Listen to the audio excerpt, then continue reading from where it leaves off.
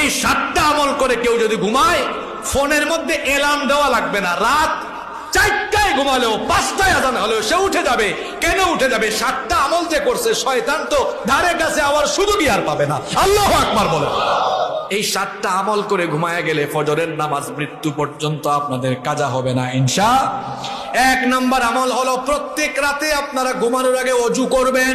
2 নম্বর আমল হলো প্রত্যেক রাতে ঘুমানোর আগে সূরা মুলক পড়বেন। 3 নম্বর, যখন শুয়ে গেলেন 3টা কুল পড়বেন। আল্লাহর নবী রাতের বেলা ঘুমানোর আগে এই 3টা সূরা পড়ে তার হাত মুখের সামনে এনে এরকম ফু দিতেন।